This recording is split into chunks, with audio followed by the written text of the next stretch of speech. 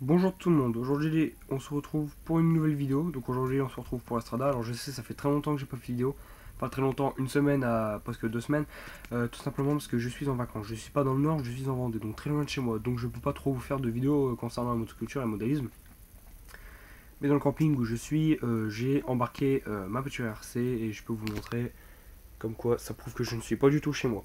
Hein, c'est pas du tout ma chambre, ça c'est la chambre du camping. Et comme vous pourrez, hein, ça prouve que je suis dans un camping. Enfin bref. Donc voilà. Donc je voulais vous faire une petite émagie sur la Strada parce qu'il y a quand même pas mal de choses qui sont arrivées sur la Strada. N'empêche, hein, j'ai quand même fait pas mal de trucs dessus. Hein. Donc on va parler. Alors déjà, les pneus je les ai nettoyés mais ils vont être changés parce que regardez, j'ai remarqué ça déjà. C'est le pneu, il a une grosse fente. Alors, ça va se voir à l'objectif. Mais une grosse fente. Et ça, quand je vu ça, je dis, c'est pas bon ça. Donc déjà, je les ai nettoyés, mais les pneus là sont morts. Là, ils en peuvent plus, là, ils ont trop fait leur temps. En 3 ans, ils sont morts. Oui, parce que ma voiture, ça fait quand même 3 ans que je l'ai. Ça fait 3 ans que j'ai ma chaîne YouTube. En fait, pour vous dire, la voiture, je l'ai depuis le début de ma chaîne YouTube. Donc voilà. Donc les pneus, ils ont 3 ans, mais bon, ils sont morts. Donc je vais voir pour les remplacer. On verra bien. Alors, que dire d'autre de plus? Alors, la Strada, à l'intérieur, à mon avis, elle est propre. Hein. Je vais regarder ça, mais à mon avis, elle a l'air propre. Elle est propre parce que hier elle était complètement dégueulasse. Hier j'ai roulé avec un pote, oui c'est ça, on a été roulé et elle était complètement sale. Quand je vous dis sale, c'est sale. Il y avait de la poussière partout, donc j'ai tout nettoyé à fond. Il y a marqué qu'il n'y a plus de cardan de transmission, mais le cardan de transmission il est là. Alors, attendez que je le retrouve. Normalement il est dans ce bazar. Oui, il y a un gros bordel, mais c'est normal. C'est parce qu'il faudrait que je range. Voilà, le cardan de transmission il est là. Le cardan de transmission pour l'avant il est là. Voilà, il est là. Pourquoi il est là? Parce que déjà tout simplement je roulais avec Fariboy 59 à son club de modélisme. J'étais invité pour une journée test et j'ai paumé la. Vous savez, j'avais tout le temps un côté qui avait tendance à se barrer. Alors c'était lequel de côté? Voilà, c'était celui qui avait tout le temps tendance à se barrer. Et ce qui s'est passé, c'est que j'ai perdu le cardan de transmission. Donc du coup j'ai carrément paumé. Du coup il en restait qu'un. Donc j'ai enlevé l'autre et j'ai enlevé le truc là, ce qui fait que du coup le différentiel avant du coup il tombe pas. Et il s'usera pas. Alors je sais, du coup il y en a, il va s'user plus que l'autre, mais de toute façon les différentiels maintenant je vais plus me faire chier, je vais mettre de la graisse dedans parce que maintenant j'ai mis de l'huile, donc j'avais mis de l'huile de vasine, mais le seul problème c'est que ça arrêtait pas de fuir, donc moi ça m'énervait. Donc j'ai essayé, tiens, je vais mettre de la pâte à joint, donc j'ai mis même avec de la pâte à joint ça fuit, donc là franchement je ne comprends plus rien, donc je vais mettre de la graisse, je vais pas me faire chier. À une époque j'avais mis de la graisse, honnêtement ça allait, ça marchait bien, j'ai jamais été emmerdé, donc là je vais mettre pâte à joint plus graisse, et là mon avis ça fuit, il y a un gros problème. Vous avez remarqué que les connectiques de fonctionnement moteur sont inversées. Alors ça c'est tout simplement parce que quand la Strada était complètement démontée, regardez, pour vous dire, j'ai mis de la pâte à joint, ça se voit. Alors pourquoi ça s'est inversé? Alors c'est parce que j'ai pas fait gaffe dans le remontage des différentiels. En fait je me suis trompé de sens, je les ai inversés sans faire exprès. Donc ce qu'il faudra que je fasse, mais de toute façon de base je dois la redémonter pour tout nettoyer en dessous des différentiels parce qu'il y a plein d'huile et puis c'est chiant. Voilà. J'avais vidangé les amortisseurs il y a à peu près 1 ou 2 semaines. À mon avis je vais être bon pour un tour parce qu'il a quand même pas mal roulé dans de la poussière, donc voilà. Alors maintenant du coup forcément elle roule quand là. Vous voyez, on entend que là c'est roulé parce que voilà, c'est pas roulé. Donc voilà, elle est qu'en propulsion. Alors ce que j'avais fait aussi sur le moteur, alors ça franchement je sais plus du tout si je vous l'ai dit, mais j'ai nettoyé le moteur à l'essence sève. Donc ce que j'ai fait c'est que j'ai retiré de son support, j'ai jarté ça, et j'ai déconnecté les connectiques. J'ai pris une batterie LiPo 3,7 volts. C'est cette batterie là que j'avais pris en fait. Attendez, c'est la batterie maintenant qui est sur l'enceinte. Voilà.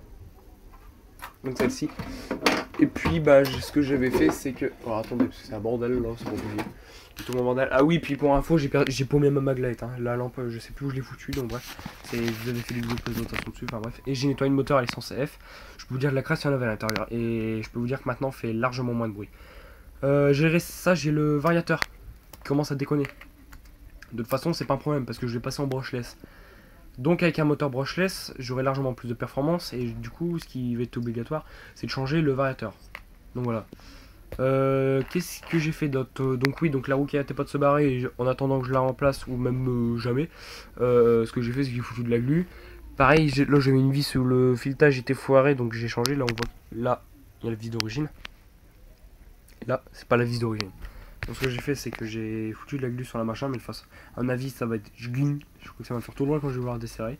Enfin bref, de toute façon, les roulements, moi je les graisse à ma façon. J'ai une façon pour les graisser, donc voilà. Alors maintenant, on va faire une magie. Enfin, on va pas la faire puisqu'elle est déjà commencée. Mais on va parler de la lipo que j'ai acheté à Conrad. Alors, d'ailleurs, je vais vous demander, je vais vous dire mon avis. Cette batterie, honnêtement, elle marche très bien. Bon, l'adaptateur, on peut le virer de toute façon, il est mort. Je vais vous expliquer pourquoi il est mort. Cette batterie, elle marche très très bien. Honnêtement, je suis d'accord, elle marche très très bien. Cette batterie là, elle a 95% de charge. J'avais fini de la recharger. Attendez. Attendez 2 secondes. Non, j'ai peur, putain, j'ai cru que la batterie elle était en train de se désintégrer. Donc, bah honnêtement, la Strada, bah il n'y a pas de problème avec elle. La batterie fonctionne très très bien. Mais là, vous allez me dire, pourquoi est-ce que l'adaptateur est mort?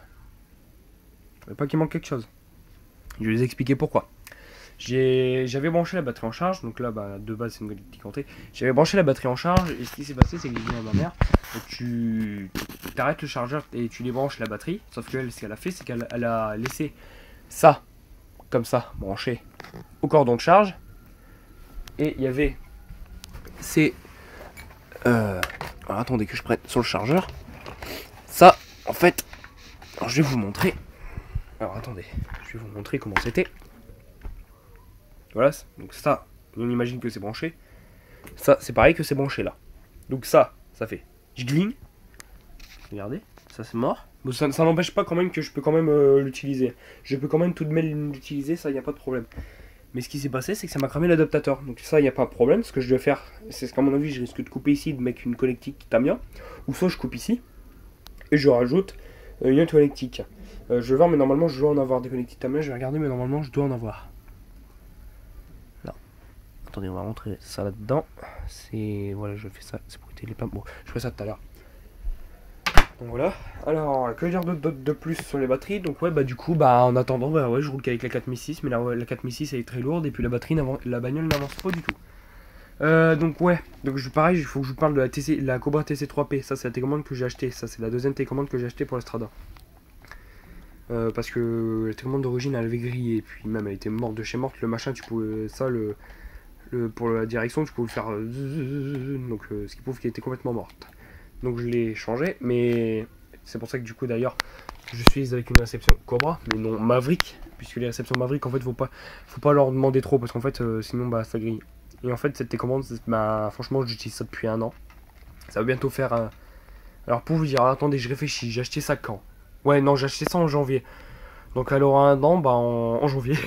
Donc bah, pour vous dire franchement, bah, c'est impeccable. Moi j'ai rien d'autre à dire, cette commande c'est impeccable. Alors maintenant, au lieu d'accélérer comme ça, j'accélère comme ça. Ça je sais pas si je vous l'avais dit, mais j'accélère comme ça.